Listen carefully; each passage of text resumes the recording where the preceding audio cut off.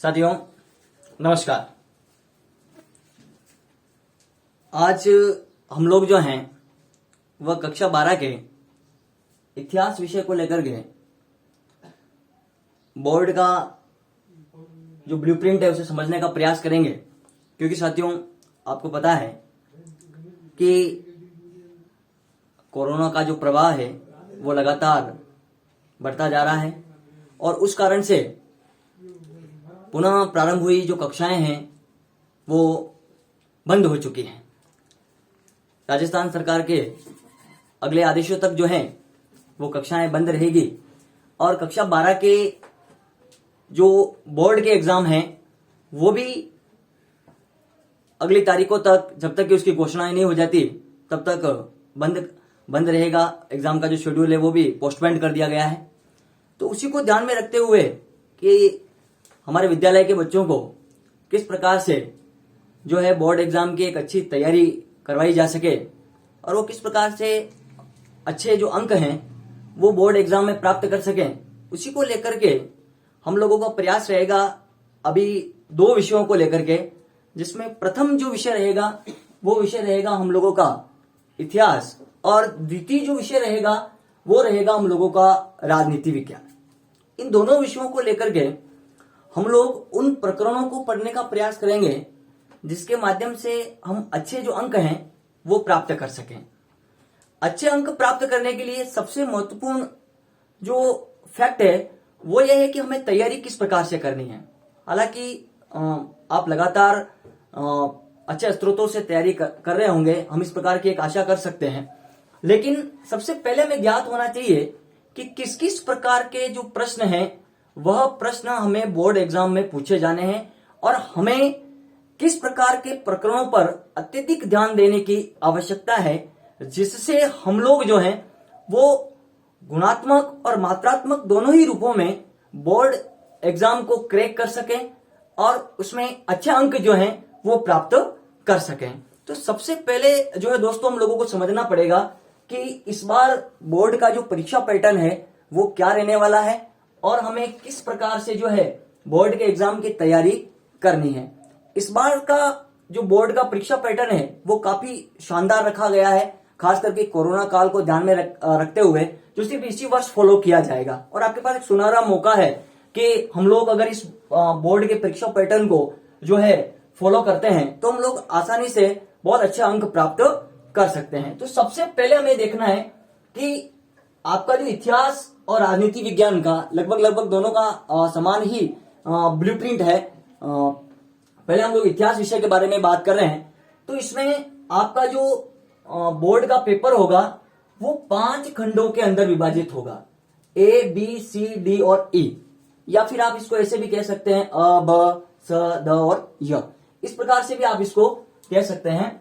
यानी कि इसमें 5 प्रकार के खंड होंगे बोर्ड पेपर को लेकर के, और इसमें आपका जो खंड अ है, इस खंड अ को भी 2 भागों के अंदर बांटा गया है। 2 भागों के अंदर बांटा गया है, जिसमें क्वेश्चन नंबर 1 के अंदर 1 से लगा करके 10 तक आपसे वस्तुनिष्ठ प्रश्न पूछे जाएंगे और इन वस्तुनिष्ठ प्रश्नों में प्रत्येक जो प्रश्न होगा वो आपका 1 अंक का होगा। यानी कि ये टोटल 10 क्वेश्चन आप लोगों से वस्तुनिष्ठ प्रकार के पूछे जाएंगे। 10 क्वेश्चन वस्तुनिष्ठ प्रकार के, जिसको आप अ, ब, स, द वाले क्वेश्चन या बहुविकल्पात्मक क्वेश्चन कहते हैं। 10 क्वेश्चन आपसे पूछे जाएंगे, अ, ब, स, द वाले क्वेश्चन जिसको आप लोग कहते हैं। इसके साथ साथ आंशिक उत्तर वाले जो क्वेश्चन है, जिनको आप लघुत्रात्मक क्वेश्चन कहते हैं, अति लघुत्रात्मक क्वेश्चन कहते हैं, तो 10 नंबर के जो अति लघुत्रात्मक क्वेश्चन है वो भी आपसे पूछे जाएंगे। और वो भी कितने क्वेश्चन होंगे? वो भी क्वेश्चन होंगे आपके 10 क्वेश्चन होंगे। और इन 10 और 10 क्वेश्चनों को मिला करके अगर हम लोग देखें तो हमारे टोटल जो अंक बनते हैं वो 20 नंबर के अंक बनते हैं आपके एक नंबर वाले क्वेश्चन। तो यानी कि एक बड़ा पार्ट है। यानी कि इन सब में से अगर हम लोग देखें तो सबसे बड़ा जो पार्ट बनता है आपका वो खंड अ बनता है, 20 नंबर वाला, जिसमें आपके 20 क्वेश्चन होंगे।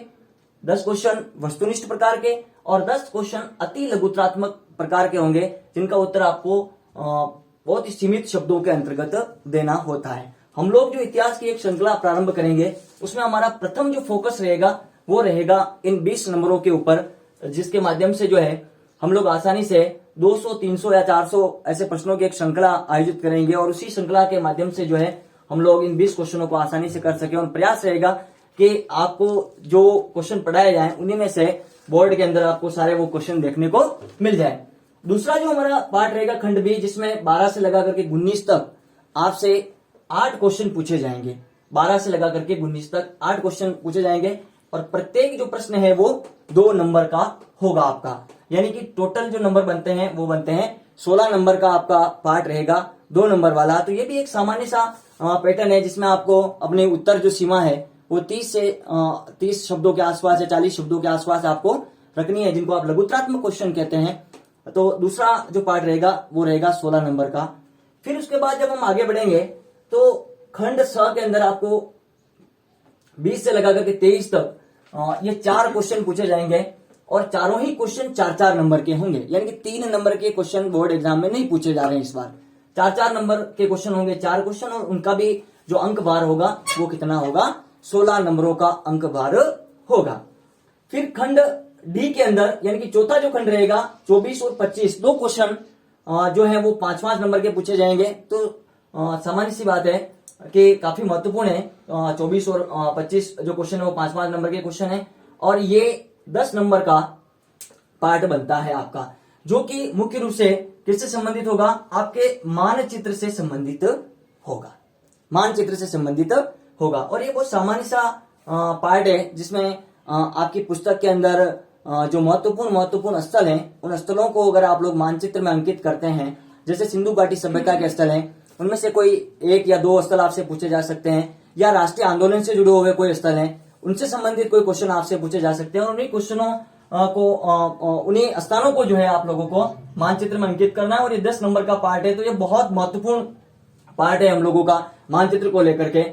ये रहेगा आपका चौथा पार्ट खंड डी में। और मानचित्र जो है वो आपको बोर्ड एग्जाम में साथ में संलग्न रहेंगे प्रश्न पत्र के साथ, जिसको आपको भरना है। फिर अंतिम जो खंड रहेगा अपना, और वो खंड रहेगा खंड ई वाला या खंड य वाला, जो कि 26 से 28 तक चलेगा। 3 निबंधात्मक क्वेश्चन आपसे पूछे जाएंगे और प्रत्येक जो प्रश्न है वो 6 नंबर का आपका होगा। और इसमें इस बार अच्छी व्यवस्थाएं की गई है, आपको अथवा के रूप में 3-3 प्रश्न आपको देखने को मिलेंगे। तो आसानी से आप लोग इन प्रश्नों का भी जवाब दे सकते हैं। ये निबंधात्मक क्वेश्चन है जिसकी उत्तर सीमा आपको थोड़ी बड़ी रखनी है। और इन 6 को अगर हम लोग 3 से मल्टीप्लाई करें तो टोटल जो अंक बार बनता है वो बनता है 18 नंबर का।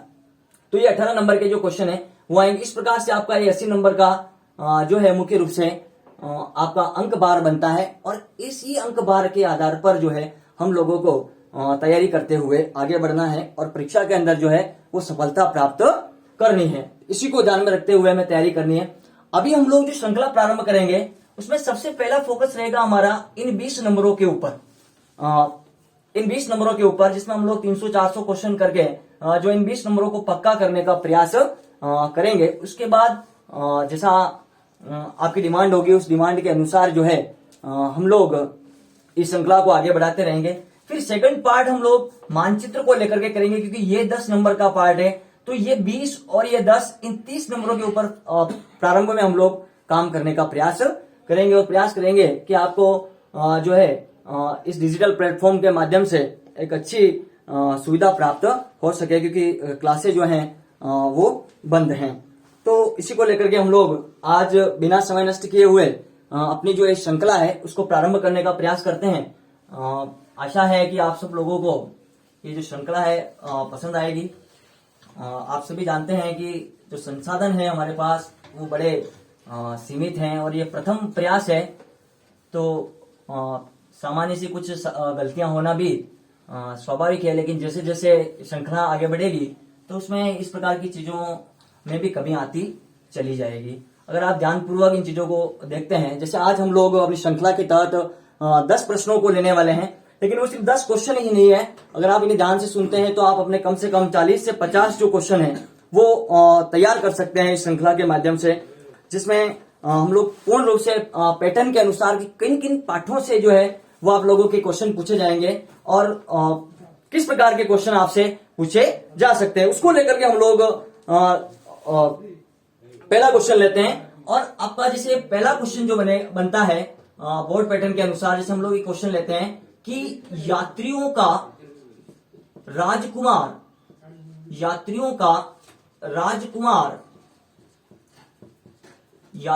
राजकुमार किसे कहा जाता है?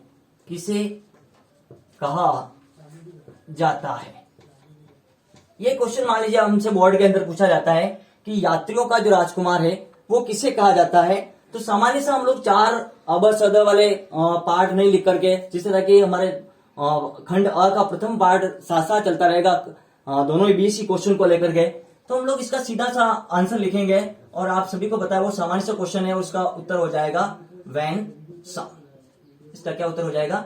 वैन सांग। देखिए दोस्तों, इसके इर्द गिर्द भी कोई क्वेश्चन हम लोगों से पूछा जा सकता है वेनसांग को लेकर के। आप सभी जानते हैं कि वेनसांग जो है वो मुख्य रूप से हर्ष के शासन काल में भारत आया था। हर्ष के शासन काल में भारत आया था, हर्ष के शासन काल में। और हर्ष का अगर हम लोग शासन काल देखें तो ये शासन काल है 606 से 647 ईस्वी। 606 से 647 ईस्वी का जो शासन काल है वो हर्ष का शासन काल है। तो क्वेश्चन ऐसे भी पूछा जा सकता है हम लोगों से कि वेनसांग किसके शासन काल में भारत आया? तो हमारा उत्तर होगा हर्ष के शासन काल में भारत आया था। और अगर हम लोग वेनसांग का अगर हम लोग समय देखें तो ये समय है 629 ईस्वी से लगा करके 644 ईस्वी के तक लगभग ये भारत के अंदर रहा। 629 से लगा करके 644 ईस्वी तक ये भारत के अंतर्गत रहा। और सबसे महत्वपूर्ण जो विषय वस्तु है वो ये है कि इसी समय के दौरान 643 ईस्वी के अंतर्गत हर्ष के द्वारा कन्नौज के अंदर, कहां पर? कन्नौज के अंदर एक धर्म सभा का आयोजन किया गया।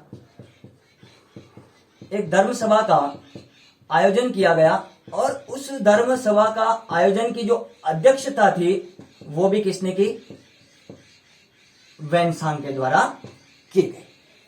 वो भी किसके द्वारा की गई? वेनसांग के द्वारा की गई। तो ये कुछ महत्वपूर्ण प्रश्न है वेनसांग को लेकर के जो हमें ध्यान में रखने हैं कि यात्रियों का राजकुमार किसे कहा जाता है। कभी कभी वो एक अंग्रेजी टर्म भी इसके लिए उपयोग में ले लेता है। जैसे हम लोग कहते हैं कि उसने अगर ऐसा ना लिख करके ऐसे लिख दिया कि प्रिंस ऑफ पिलग्रिम्स के नाम से किसे जाना जाता है, तो भी हम लोग कह सकते हैं कि प्रिंस ऑफ पिलग्रिम्स के नाम से भी किसको जाना जाता है? वेनसांग को जाना जाता है।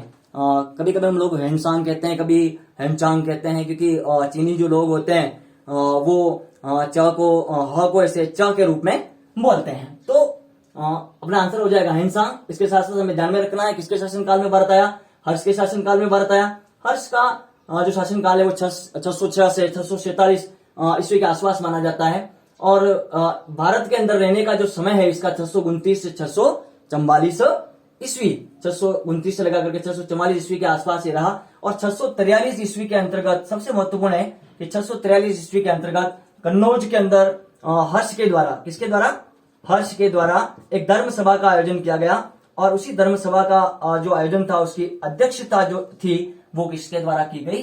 वो की गई थी मुख्य रूप से वेनसांग के द्वारा। तो इस प्रकार से हमें आसपास के जो प्रकरण है उन आसपास के प्रकरणों को लेकर के भी हम लोगों को साथ साथ चलना है, ताकि प्रश्न जो है कहीं से भी बने तो हम लोग उसका आसानी से जो है उत्तर दे सके। दूसरा जो प्रश्न अगर हम लोग लेते हैं तो वो लेते हैं कि सिंधु घाटी सभ्यता से, या ऐसे लिख सकते हैं कि सिंधु सभ्यता से या सिंधु सभ्यता के किस स्थल से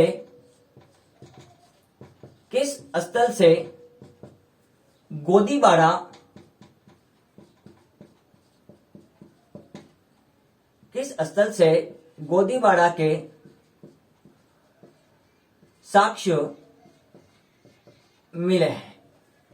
किस स्थल से गोदीबाड़ा के साक्ष्य मिले हैं? तो साथियों, गोदीबाड़ा के जो साक्ष्य हैं किसके हैं? गोदीबाड़ा के जो साक्ष्य हैं वो हम लोगों को प्राप्त होते हैं लोथल से। कहां से प्राप्त होते हैं?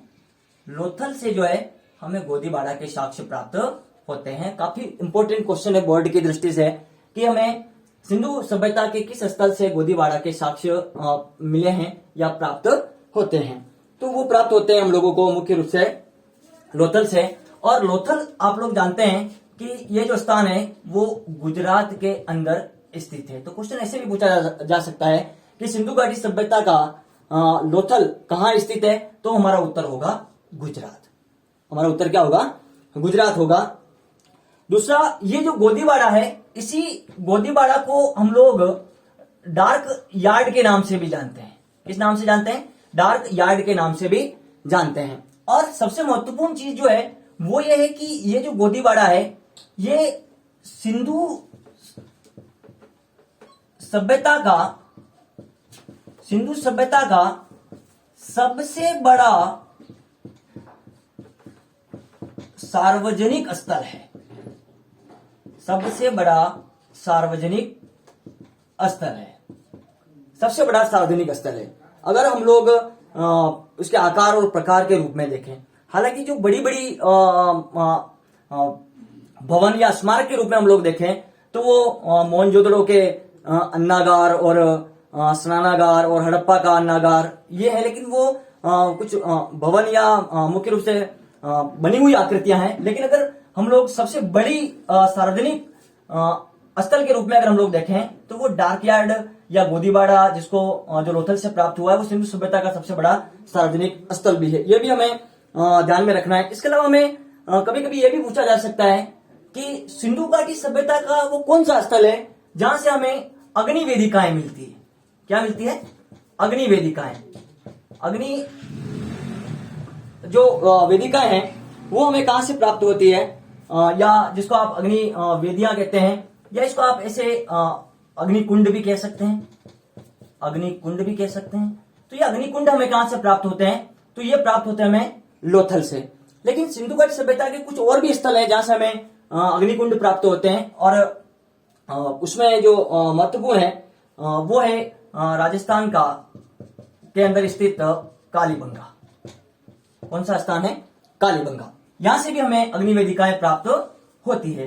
तो महत्वपूर्ण यह है कि हमें इन दो स्थलों के बारे में ध्यान में रखना है। एक तो कालीबंगा जहां से हमें अग्निवेदिकाएं प्राप्त होती है, और दूसरा जो स्थल है वो है लोथल जहां से हमें अग्निवेदिकाएं प्राप्त होती है। ये महत्वपूर्ण चीज है। इसके साथ साथ कभी हमसे यह भी पूछा जा सकता है कि लोथल कौन सी नदी के किनारे स्थित है। तो हमें पता होना चाहिए कि लोथल जो है वो भोगवा नदी के किनारे स्थित है। भोगवा नदी के किनारे स्थित है लोथल। भोगवा नदी के किनारे स्थित है। इसके अलावा लोथल की जो सबसे महत्वपूर्ण एक और विशेषता है जो हमें ध्यान में रखनी है, और वो विशेषता यह है कि लोथल जो है वो एक प्रकार का व्यापारिक नगर है। व्यापारिक नगर है।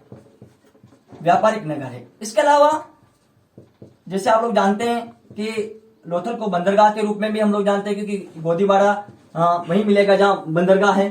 तो ये एक बंदरगाह भी है, एक व्यापारिक नगर भी है, भोगवा नदी के किनारे स्थित है।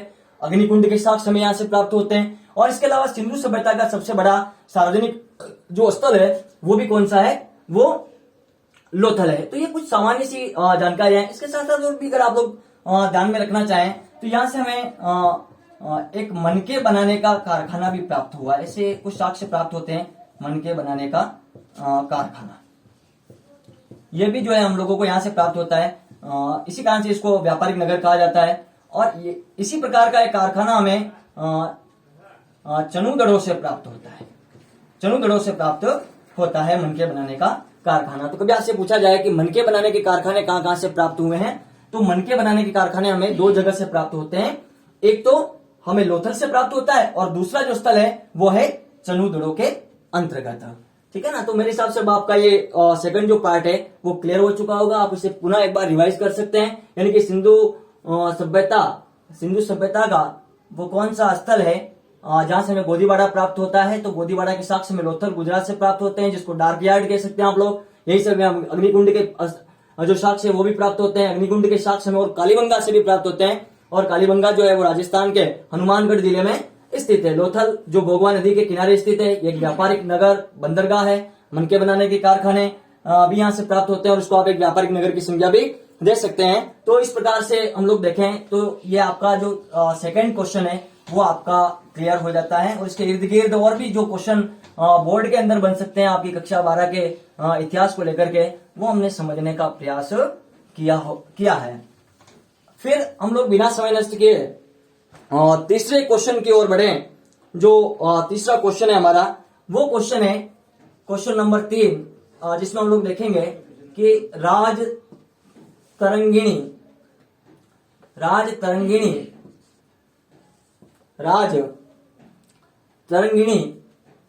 का लेखक कौन है? राज तरंगिणी का लेखक कौन है?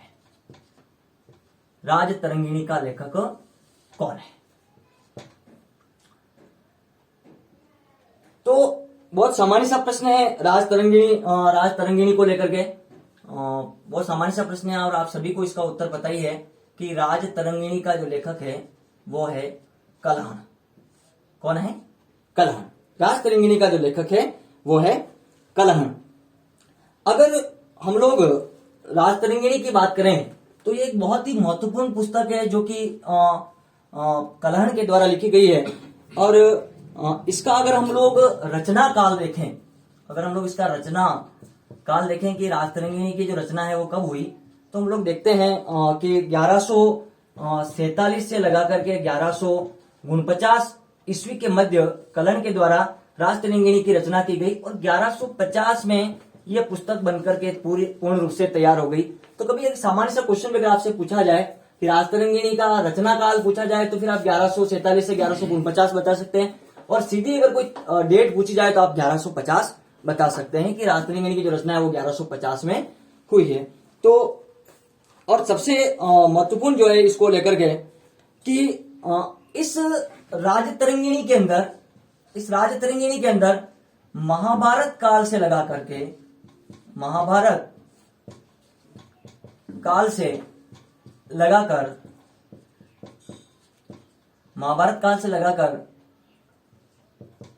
जो स्वयं कलहण है वहां तक का इतिहास हम लोगों को देखने को मिलता है कलहण की राज तरंगिणी के अंतर्गत। तो यानी कि महाभारत काल से लगा करके स्वयं जहां तक यानी कि 1150 ईस्वी के आसपास तक हम लोग देखते हैं कि कलहण ने इसकी रचना की थी, तो वहां तक का इतिहास हम लोगों को कलहण की राज तरंगिणी के अंतर्गत देखने को मिलता है। और सबसे महत्वपूर्ण जो विषय वस्तु वो है कि कलहण की जो ये राज तरंगिणी है, इस राज तरंगिणी को भारतीय जो इतिहास लेखन है इसकी प्रथम प्रामाणिक पुस्तक माना जाता है। ये हमें ध्यान में रखना है। तो यानी कि हमें जो एक विधिवत इतिहास प्राप्त होता है जिसमें हमें विभिन्न प्रकार की तारीखों का उल्लेख मिलता है, एक राजवंश के बाद दूसरा राजवंश, दूसरे राजवंश के बाद तीसरा राजवंश, और जिसमें मुख्य रूप से प्रामाणिक तारीखों का उल्लेख भी जो है वो हमें राज तरंगिणी के अंतर्गत देखने को मिलता है। तो यानी कि एक विधिवत इतिहास लेखन की जो परंपरा है वो कलहण की राज तरंगिणी से मानी जाती है। ये सबसे महत्वपूर्ण है। इसके साथ साथ ये भी हमें ध्यान में रखना है कि कलहण की जो राज तरंगिणी है इसमें कश्मीर का इतिहास है। किसका इतिहास है? इसमें कश्मीर का इतिहास है। और कश्मीर के जो कुछ राजवंश हैं उन राजवंशों में अगर हम लोग देखें तो पहला जो राजवंश है वो है लोहार राजवंश, दूसरा करकोट राजवंश, और तीसरा उत्पल राजवंश जो है वो उत्पल जो राजवंश है वो उत्पल राजवंश के बारे में हमें जानकारियां जो मिलती है वो कलहण की राज तरंगिणी के द्वारा प्राप्त होती है। इसके अलावा कलहण ने जो राज तरंगिणी लिखी है वो राज तरंगिणी लिखी है कलहण ने। कश्मीर का एक शासक हुआ था जिसका नाम था जय सिंह। कश्मीर का एक शासक हुआ था और उसका नाम था जय सिंह। उस जय सिंह के शासनकाल में कलहण के द्वारा राज तरंगिणी लिखी गई। तो मेरे हिसाब से अब अगर कलहण के बारे में कोई फैक्ट बोर्ड के अंदर पूछा जाता है तो मेरे हिसाब से इससे बाहर नहीं जाना चाहिए यानी कि क्वेश्चन अगर आपसे पूछा जाए कि राजतरंगिणी का लेखक कौन है, तो कर्ण। रचना काल हमें पता होना चाहिए 1147 से 49, सीधा पूछे तो 1150 के अंदर कर्ण के द्वारा राजतरंगिणी लिखी गई। महाभारत काल से लगा करके जो है उसके स्वयं तक के समय का इतिहास हम लोगों को मिलता है। और सबसे महत्वपूर्ण बात कि भारतीय इतिहास लेखन की जो सबसे प्रथम प्रामाणिक पुस्तक है इतिहास की, वो मानी जाती है कौन सी? कर्ण की राजतरंगिणी। इसके साथ साथ एक चीज और हमें ध्यान में जो रखनी है वो ये है कि इसके अंतर्गत कश्मीर का इतिहास मिलता है। और कश्मीर के इतिहास में मुख्य रूप से 3 राजवंशों का उसने मोटे तौर पर वर्णन किया है, जिसमें लोहार राजवंश है, करकोट राजवंश है, और तीसरा जो राजवंश है वो है उत्पल राजवंश। चलिए आगे बढ़ते हैं क्वेश्चन नंबर 4 की तरफ से जो है, और देखते हैं कि नेक्स्ट जो क्वेश्चन है वो क्या है। तो आपका जो चौथा क्वेश्चन लेने वाला है वो रहेगा कि हर्षचरित। क्वेश्चन एक और पुस्तक से ही क्वेश्चन लिया है मैंने, और वो है कि हर्षचरित पुस्तक का लेखक कौन है?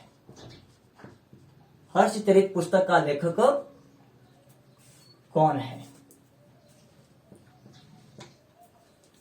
हर्षचरित के बारे में तो इसका हम लोग सीधा आपको पता है कि हर्षचरित जो पुस्तक है वो लिखी गई है बाण भट्ट के द्वारा। बाण भट्ट के द्वारा, बाण भट्ट के द्वारा। अगर हम हर्षचरित की बात करें तो हर्षचरित से अगर क्वेश्चन बनता है तो आपको सीधा उसका उत्तर बताना है कि बाण भट्ट के द्वारा रचित यह पुस्तक है। इसके अलावा हमसे कभी यह भी पूछा जा सकता है कि कादंबरी का रचयिता कौन है? तो कादंबरी का जो रचयिता है वो भी कौन है? बाण भट्ट है, क्योंकि बाण भट्ट के द्वारा 2 प्रमुख पुस्तकें लिखी गई है। और वो जो 2 प्रमुख पुस्तकें हैं, इन 2 प्रमुख पुस्तकों में एक हर्षचरित है और दूसरा कादंबरी है। ये जो हर्षचरित है वो आप लोग जानते हैं कि ये हर्ष के बारे में लिखी गई है। भारत का जो महान सम्राट है हर्ष, उसके बारे में लिखी गई है, क्योंकि हर्ष जो था वो स्वयं भी एक बड़ा लेखक था। और हर्ष के द्वारा भी 3 पुस्तकों की रचना की गई है, जैसा आप लोग जानते हैं। क्योंकि हर्ष का जो पार्ट है हमारे चैप्टर के अंदर नहीं है, तो संभवतः वहां से कोई क्वेश्चन बनने की संभावना नहीं है, क्योंकि सिर्फ बाण भट्ट है हमारे सिलेबस में। तो उस कारण से हर्ष की पुस्तकों के नाम भी आप लोग ध्यान में रख सकते हैं, जिसमें नागानंद है, रत्नावली है, ऐसी पुस्तकें जो है वो हर्ष के द्वारा रचित है। तो ये भी हमें ध्यान में रखना है, क्योंकि ये बोर्ड के अंदर नहीं है, इसलिए उसके बारे में हम लोग ज्यादा चर्चा नहीं करेंगे। हमें सिर्फ ध्यान में रखना है कि हर्षचरित पुस्तक का लेखक कौन है। तो हर्षचरित पुस्तक का लेखक बाण भट्ट, उसकी एक और जो रचना है वो हमें ध्यान में रखनी है, और वो है कादंबरी। बढ़ते हैं अगले क्वेश्चन की तरफ। और अगला जो हमारा क्वेश्चन है वो बहुत ही महत्वपूर्ण क्वेश्चन है। वैसे सामान्य सा प्रश्न है, लेकिन अगला क्वेश्चन है कि वेदों की ओर लौटो। वेदों की ओर लौटो। वेदों की ओर, वेदों की ओर लौटो या वेदों की ओर लौट चलो, एक ही बात है, का नारा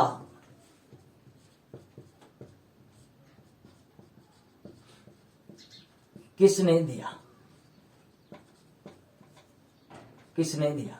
तो इसका एक सामान्य सा उत्तर है जो आप सभी को पता है, और वह है स्वामी दयानंद सरस्वती। स्वामी दयानंद सरस्वती। स्वामी दयानंद सरस्वती। देखिए, ये तो एक सामान्य सा प्रश्न है कि वेदों की ओर लौटो या वेदों की ओर लौट चलो का नारा किसके द्वारा दिया गया? तो ये जो नारा था, ये नारा दिया मुख्य रूप से स्वामी दयानंद सरस्वती। और दयानंद सरस्वती से संबंधित अगर कोई और प्रश्न इसके इर्द गिर्द बोर्ड के अंदर बनता है तो हमसे पूछा जा सकता है कि स्वामी दयानंद सरस्वती के द्वारा जो है आर्य समाज की स्थापना की गई थी।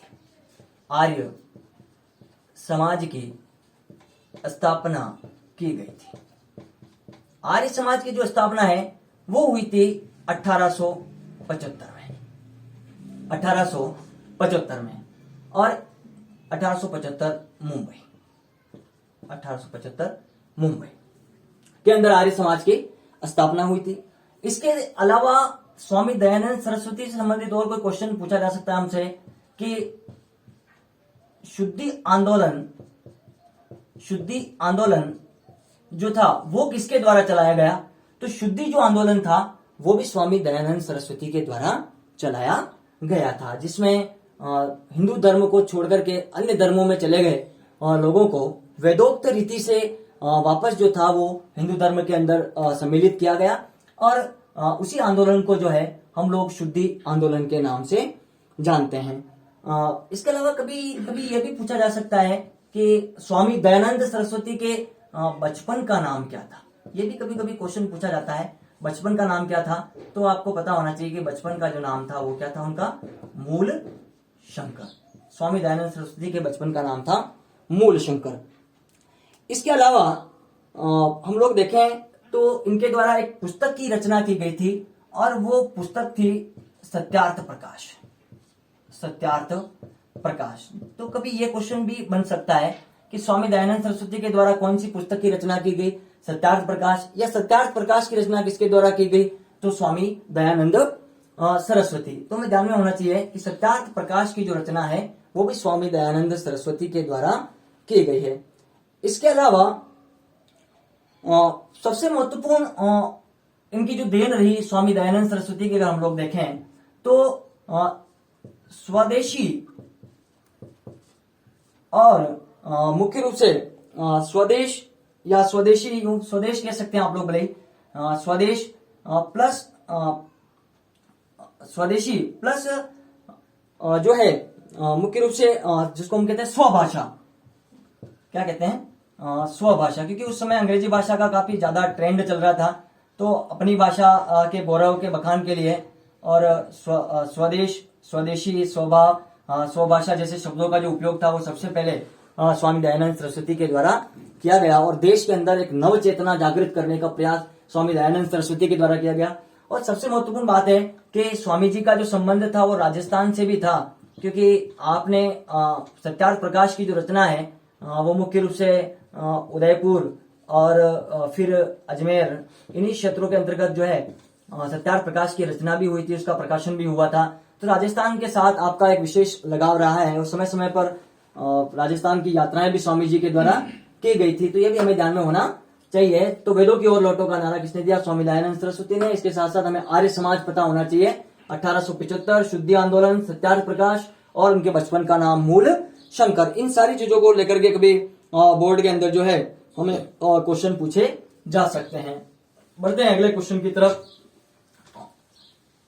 और अगला जो हमारा क्वेश्चन रहेगा वो बहुत ही महत्वपूर्ण क्वेश्चन है। ये थोड़ा सा हटके क्वेश्चन है आप लोगों के लिए, ताकि आप कुछ गहराई में जाकर के भी तैयारी कर सकें। तो अगला जो क्वेश्चन है अपना, क्वेश्चन नंबर 6, वो रहेगा सुभाष चंद्र बोस का जन्म, सुभाष चंद्र बोस का जन्म कहां हुआ था? सुभाष चंद्र बोस का जन्म कहां हुआ था? तो देखिए, सुभाष चंद्र बोस का जो जन्म है वो हुआ था कटक के अंदर। कहां हुआ था? कटक। ये आपके लिए अच्छा क्वेश्चन है। और कटक जो है अभी वर्तमान में उड़ीसा के अंदर है। कहां पर है? उड़ीसा के अंदर, जो पहले बंगाल का भाग हुआ करता था। किसका भाग हुआ करता था? बंगाल का भाग हुआ करता था। तो सुभाष चंद्र बोस का जो जन्म है वो कहां हुआ है? तो हमें पता होना चाहिए कटक, उड़ीसा के अंदर, या आजकल हम लोग उसको ओडिशा भी कहते हैं, उड़ीसा भी कहते हैं, या भले आप लोग उसको ओडिशा भी कह सकते हैं, तो ओडिशा भी कहते हैं हम लोग। तो कटक ओडिशा के अंदर हुआ था, जो उस समय वर्तमान में उस समय बंगाल के अंदर था। तो कभी क्वेश्चन ऐसे भी मिल सकता है कि सुभाष चंद्र बोस का जन्म कहाँ हुआ था? तो सबसे प्रथम जो पैराइटी देनी है हम लोगों को वो देनी है कटक, और अगर वहां पर कटक उड़ीसा लिखा हुआ है तो कटक उड़ीसा, और अगर फिर कटक उड़ीसा नहीं मिलता है और फिर बंगाल मिलता है कभी बहुविकल्पात्मक प्रश्नों में, तो वहां हम लोग बंगाल भी कर सकते हैं। लेकिन पहले कटक उड़ीसा के अंदर जो है वो सुभाष चंद्र बोस का जन्म हुआ था। और आप लोग जानते हैं कि सुभाष बोस के द्वारा हमारे देश के स्वतंत्रता आंदोलन में एक बहुत ही महत्वपूर्ण भूमिका निभाई गई। इसके अलावा बहुत ही सामान्य क्वेश्चन जो आप बचपन से सुनते आते हैं कि जो जय हिंद का नारा है, जो जय हिंद का नारा है वो भी सुभाष बोस के द्वारा दिया गया था, जय हिंद का नारा। इसके अलावा सुभाष चंद्र बोस ही वो प्रथम व्यक्ति हैं जिन्होंने महात्मा गांधी को, किसको, महात्मा गांधी को जो है बापू कह करके पुकारा था, बापू कह करके राष्ट्रपिता कह करके पुकारा था। राष्ट्रपिता की जो पदवी है वो सबसे पहले सुभाष चंद्र बोस के द्वारा ही महात्मा गांधी को प्रदान की गई थी, जब वो आजाद हिंद फौज के स्थापना के समय ऑल इंडिया रेडियो जापान से, सिंगापुर से, वहां से बोल रहे थे उस समय। और आपको पता है कि देश को आजाद करवाने के लिए आपके द्वारा आजाद हिंद फौज का जो है गठन, आजाद हिंद फौज का गठन किया गया। और ये आजाद हिंद फौज का जो गठन था इन्होंने जापान की सहायता से किया था। किसकी सहायता से? जापान की सहायता से आजाद हिंद फौज का गठन किया गया था। और इससे संबंधित अगर कोई और जो क्वेश्चन है वो अगर बनता है हम लोगों का, तो हम लोग देख सकते हैं कि सुभाष चंद्र बोस के जन्म को लेकर के, क्योंकि एक बड़ा पार्ट है आपके अंदर, तो कभी कुछ बड़े क्वेश्चन के अंदर 2 या 3 नंबर के क्वेश्चन के अंदर भी कभी आपसे पूछा जाए तो हमें और इसके साथ साथ हमें थोड़ा सा ध्यान रखना है कि सुभाष बोस का जो जन्म है वो 23 जनवरी 1897 में, 23 जनवरी 1897 में। और इनकी जो मृत्यु है उसको हम लोग देखें तो जो काफी ज्यादा विवादास्पद है, 1945 में एक विमान दुर्घटना के अंदर ऐसा माना जाता है कि सुभाष चंद्र बोस की मृत्यु हुई थी 1945 के अंदर, और इन्हीं के द्वारा आजाद हिंद फौज की स्थापना भी की गई थी। और इनका एक प्रसिद्ध जो नारा है वो आप लोगों को पता है कि तुम मुझे खून दो, मैं तुम्हें आजादी दूंगा, मैं तुम्हें आजादी दूंगा। इस प्रकार का जो नारा है वो भी सुभाष चंद्र बोस के द्वारा दिया गया है। तो बोर्ड एग्जाम को लेकर के हमें ये कुछ सुभाष बोस को लेकर के जानकारियां हैं, तो हमें जान होनी चाहिए कि सुभाष बोस का जो जन्म है कटक उड़ीसा के अंदर 23 जनवरी 1897 के अंदर, और मृत्यु जो है 1945 में एक विमान दुर्घटना के अंदर इनकी मृत्यु हुई थी। जय हिंद का जो नारा है वो भी सुभाष बोस का है। महात्मा गांधी को सबसे पहले राष्ट्रपिता की जो पदवी है या शब्द कहकर के संबोधित किया था, मुख्य रूप से सुभाष बोस के द्वारा आजाद हिंद फौज की स्थापना सुभाष बोस के द्वारा की गई और जापान के सहयोग से की गई थी जब द्वितीय विश्व युद्ध चल रहा था। तो ये कुछ सुभाष बोस को लेकर के कुछ महत्वपूर्ण क्वेश्चन थे जो हम लोगों ने देखे। अब देखिए बढ़ते हैं नेक्स्ट क्वेश्चन की तरफ, और हमारा अगला जो प्रश्न रहेगा वो भी काफी महत्वपूर्ण क्वेश्चन है।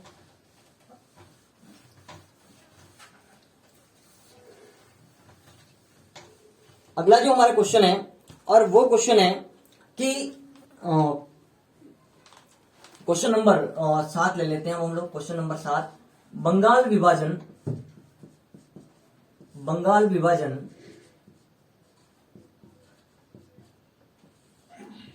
विभाजन कब हुआ था? बंगाल विभाजन कब हुआ था? तो आप सबको एक सामान्य सी डेट ध्यान में रखनी है बंगाल विभाजन को लेकर के, क्योंकि इतिहास के अंदर फैक्चुअल डेट के कुछ क्वेश्चन बनने की जो संभावना है वो प्रबल रहती है। तो सामान्य सा क्वेश्चन है कि बंगाल का जो विभाजन है, ये बंगाल का विभाजन कब हुआ था? तो बंगाल का जो विभाजन हुआ वो हुआ 1905 ईस्वी में। कब हुआ? 1905 ईस्वी के अंदर बंगाल का विभाजन हुआ था। इसको लेकर के भी कुछ सामान्य से जो क्वेश्चन है वो हमसे पूछे जा सकते हैं। और पूरी डेट अगर आप लोग जानना चाहें तो बंगाल विभाजन की जो घोषणा है वो 19 जुलाई 1905 को की गई थी। बंगाल विभाजन की जो घोषणा है वो 19 जुलाई 1905 को की गई थी, और 16 अक्टूबर 1905 को जो है बंगाल विभाजन को लागू किया गया था। यह हमें ध्यान में रखना है, लागू किया गया, लागू किया गया। 16 अक्टूबर 1905 को लागू किया गया। और उस समय भारत का जो वायसराय था, गवर्नर जनरल था, वो था लॉर्ड कर्जन। लॉर्ड कर्जन जो कि एक प्रतिक्रियावादी गवर्नर जनरल माना जाता है। उसने एक दलील दी थी कि बंगाल जो है वो काफी बड़ा प्रदेश है, काफी बड़ा प्रदेश है, क्योंकि उसके अंदर अगर हम लोग देखें तो आज का जो बंगाल है, जिसे हम लोग पश्चिम बंगाल कहते हैं हमारा, वो पश्चिम बंगाल, इसके अलावा उसके अंतर्गत बिहार, इसके अलावा उड़ीसा, और आज का जो बांग्लादेश है, ये सारे क्षेत्र बंगाल के अंतर्गत आते थे।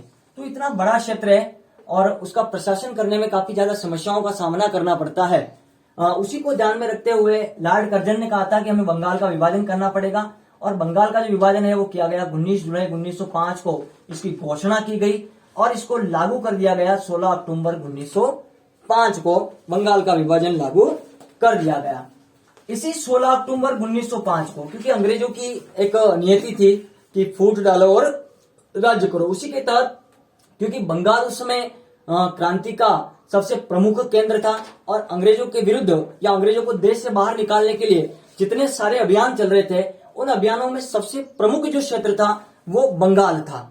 वो बंगाल था क्योंकि बंगाल एक प्रकार से हम लोग देखें तो क्रांति के दौरान क्रांतिकारियों की नर्सरी थी, यूं समझ सकते हैं आप लोग, कि उसी कारण से उसने बंगाल के टुकड़े करना चाहा ताकि बंगाल को छोटे भागों में बांट करके, और राष्ट्रीयता की जो भावना बंगाल के अंदर हिलोरे ले रही थी, उस राष्ट्रीयता की भावनाओं को दबाया जा सके। और उसी को ध्यान में रखते हुए लॉर्ड कर्जन ने 19 जुलाई 1905 को बंगाल का विभाजन कर दिया और 16 अक्टूबर 1905 को बंगाल का जो विभाजन था उसे लागू कर दिया गया। इसी दिन जो है राखी दिवस भी मनाया गया, और ये जो राखी दिवस था वो मुख्य रूप से रविंद्रनाथ टैगोर के द्वारा, किसके द्वारा? रविंद्रनाथ टैगोर के द्वारा, रविंद्रनाथ टैगोर के द्वारा जो है राखी दिवस मनाया गया था। तो कभी इस प्रकार का क्वेश्चन भी पूछा जा सकता है कि राखी दिवस किस संदर्भ में मनाया गया था, तो मैदान में होना चाहिए बंगाल विभाजन, और किसके द्वारा मनाया गया था, तो रविंद्रनाथ टैगोर के द्वारा मनाया गया था। दो ही ज्यादा संभावना है बंगाल विभाजन को लेकर के, एक तो सन जो 1905 ईस्वी पूछा जा सकता है, और दूसरा उसमें गवर्नर जनरल हमसे अगर पूछा जाए तो वो लॉर्ड कर्जन है। और इससे आगे बढ़कर के अगर हम लोग देखें तो 1912 के अंदर जो है दिल्ली दरबार के दौरान बंगाल का जो विभाजन था वो पुनः रद्द कर दिया गया था, और उसमें जो वायसराय गवर्नर जनरल थे वो थे लॉर्ड हार्डिंग। हार्डिंग के समय पुनः बंगाल को एक कर दिया गया था। तो ये थे बंगाल विभाजन को लेकर के कुछ क्वेश्चन जो में ध्यान में होने चाहिए, और खास करके 1905 की जो अवधि है वो हमारे ध्यान में होना चाहिए। बढ़ते हैं नेक्स्ट क्वेश्चन की तरफ, और नेक्स्ट क्वेश्चन को लेते हैं कि अगला जो क्वेश्चन है वो क्या कह रहा है। तो क्वेश्चन नंबर 8 जो है वो है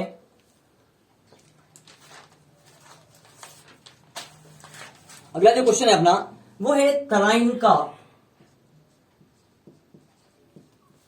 का प्रथम युद्ध कब हुआ था? तराइन का प्रथम युद्ध कब हुआ था? तो बहुत सामान्य सा क्वेश्चन है, लेकिन क्वेश्चन इस प्रकार से लिए गए हैं कि आप इसके इर्द गिर्द जो प्रश्न है उनको भी आराम से सॉल्व कर सकें, उनसे संबंधित प्रश्नों को आराम से देख सकें। तो तराइन का जो प्रथम युद्ध है वो हुआ था 1191 ईस्वी में, जो आप सभी लोगों को पता है। अब तराइन के युद्धों को लेकर के अगला जो क्वेश्चन कोई बन सकता है, तो आपको पता है कि ये तराइन का प्रथम युद्ध है। 1192 के अंदर दूसरा युद्ध हुआ, और दोनों ही युद्धों के जो परिणाम हैं वो अलग अलग रहे हैं। दोनों ही युद्धों के जो परिणाम हैं वो अलग अलग रहे हैं। 1191 ईस्वी में तराइन का जो द्वितीय युद्ध हुआ, प्रथम और द्वितीय युद्ध हुए, ये दोनों जो युद्ध हैं वो हुए हैं मुख्य रूप से मोहम्मद गोरी मोहम्मद गोरी और पृथ्वीराज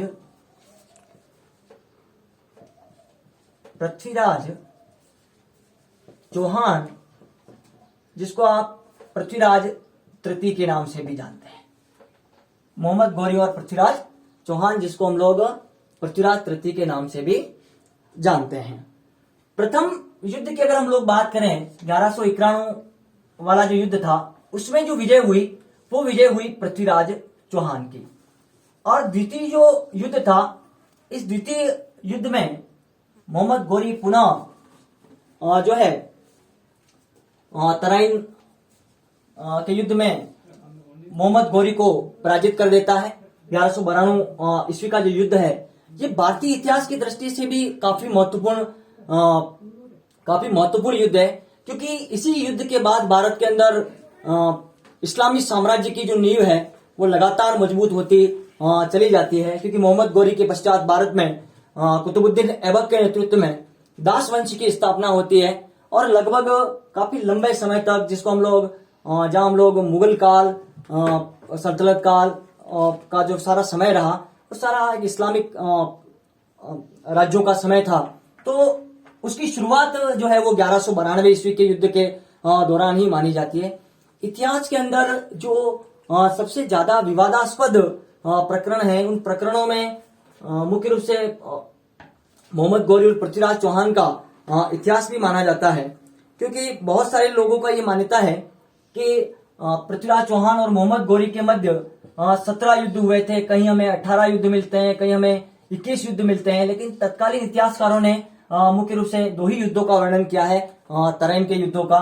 तो काफी ज्यादा विवादास्पद जानकारियां भी हम लोगों को मोहम्मद गौरी और पृथ्वीराज चौहान को देखने को मिलती है। तराइन के द्वितीय युद्ध के अंदर पराजित होने के पश्चात कुछ इतिहासकारों का यह मानना है कि मोहम्मद गौरी ने एक स्थान है हरियाणा के अंदर, और उस स्थान का नाम है सिरसा। उस स्थान का नाम है सिरसा, जो हरियाणा में, क्योंकि तराइन भी हरियाणा के अंदर ही स्थित है।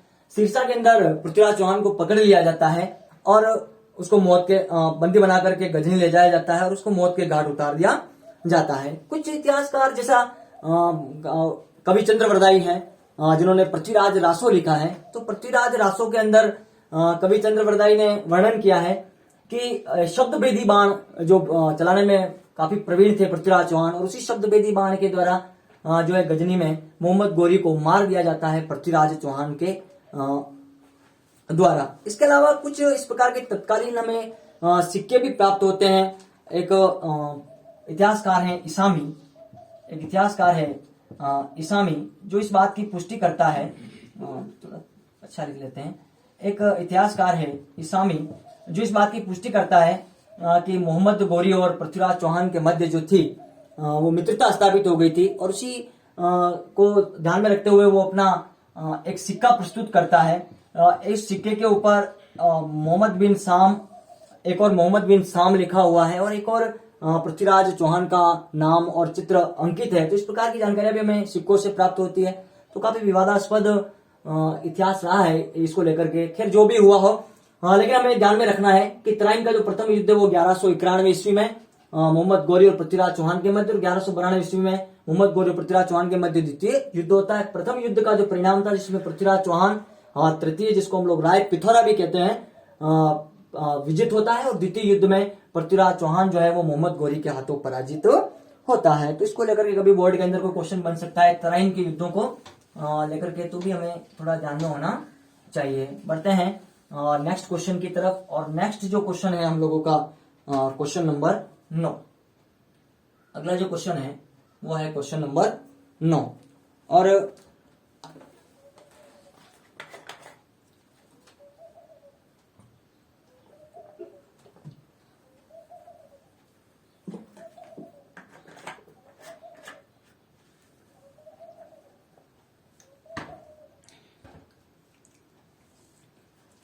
अगला जो अपना क्वेश्चन है वो है कि किस अधिनियम के द्वारा, किस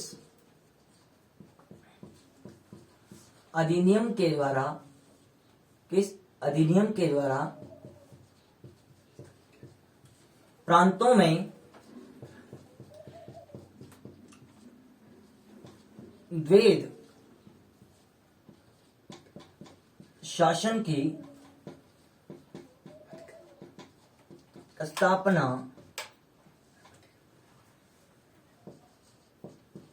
की गई। किस अधिनियम के द्वारा प्रांतों में द्वैध शासन की स्थापना की गई?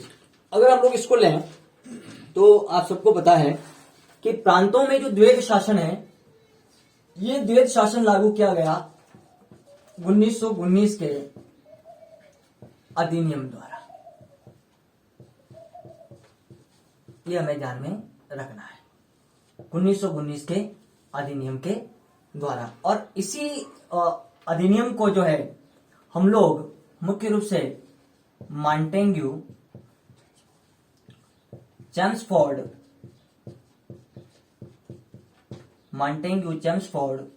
सुधार कहते हैं। मॉन्टेग्यू चेम्सफोर्ड सुधार कहते हैं। जो उस समय मॉन्टेग्यू जो थे वो भारत सचिव थे और चेम्सफोर्ड जो थे वो उस समय भारत के वायसराय थे। यह भी हमें ध्यान में होना चाहिए। तो किस अधिनियम के द्वारा प्रांतों में द्वैध शासन की स्थापना की गई थी? तो द्वैध शासन की जो स्थापना है प्रांतों में वो की गई थी 1919 के अधिनियम के द्वारा। इसके साथ साथ हम लोगों को जो ध्यान में रखना है वो यह है कि इस प्रकार के अधिनियमों की एक पूरी श्रृंखला है आपके पाठ्यक्रम के अंदर। उस श्रृंखला को हमें ध्यान में रखना है। जैसे 1773 का एक्ट है, 1909 जिसे हम लोग मार्ले मिंटो सुधार कहते हैं। उसके अलावा 1919 का आपने देख ही लिया है, ये 1919 का जिसको हम लोग मॉन्टेग्यू चेम्सफोर्ड सुधार कहते हैं। और 1935 का है ना भारत शासन अधिनियम, ये भी हमें ध्यान में रखना है।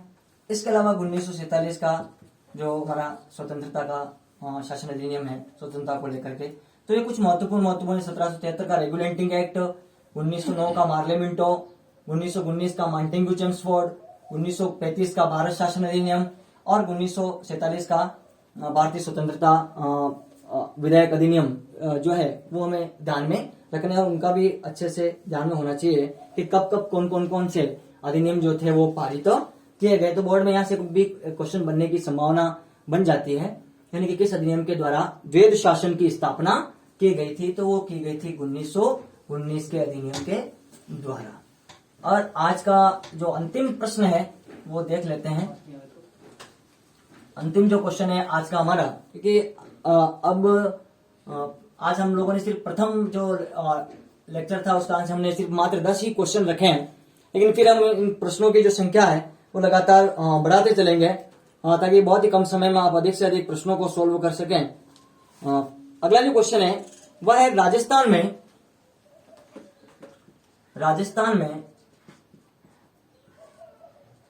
1857 की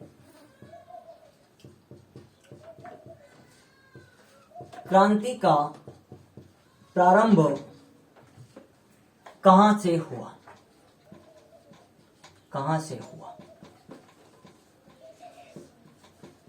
बहुत ही सामान्य सा क्वेश्चन है और आप सब बच्चों को आता ही होगा कि राजस्थान में 1857 की क्रांति का या स्वतंत्रता का प्रारंभ कहां से हुआ, यह हमें ध्यान में होना चाहिए।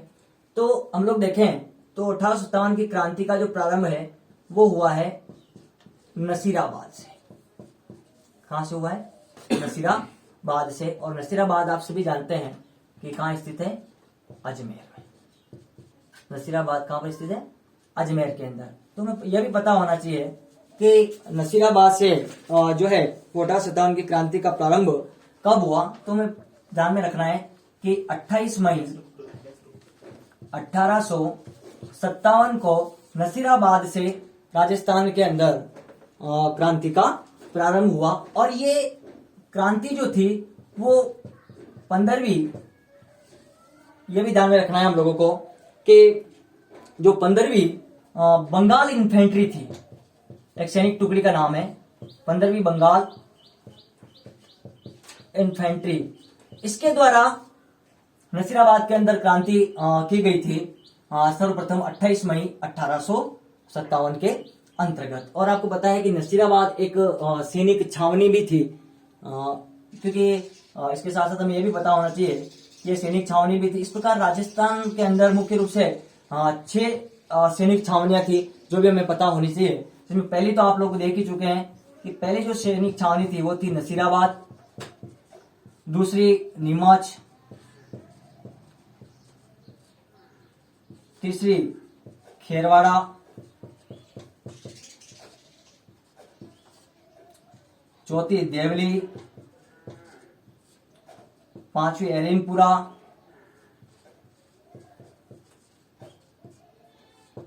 और अंतिम अगर हम लोग सैनिक छावनी की बात करें तो अंतिम सैनिक छावनी हो जाएगी अपनी ब्यावर। क्या हो जाएगी? ब्यावर। ये 6 सैनिक छावनियां थी राजस्थान के अंदर। और इन 6 सैनिक छावनियों में जो सबसे पहली सैनिक छावनी जो हम लोगों ने लिखी है वो है नसीराबाद, और नसीराबाद से ही क्रांति का प्रारंभ होता है। नसीराबाद से ही क्रांति का प्रारंभ होता है। तो ये हमें पता होना चाहिए। देखिए, ये आज हमारे बोर्ड एग्जाम को लेकर के, इतिहास विषय को लेकर के ये 10 क्वेश्चन थे। हम लोग इस श्रृंखला को जारी रखने का प्रयास करेंगे। हमारे पास सीमित संसाधन है। अगर आप लोगों को वीडियो अच्छा लगे तो इस चैनल को लाइक और सब्सक्राइब अवश्य करें, और कमेंट करके भी आप बता सकते हैं कि आपके इतिहास और राजनीति विज्ञान में कौन कौन से प्रकरण हैं जो थोड़े कमजोर हैं, जिसके ऊपर हम लोग थ्योरी के वीडियो भी बना सकें। तब तक के लिए जय हिंद, नमस्कार।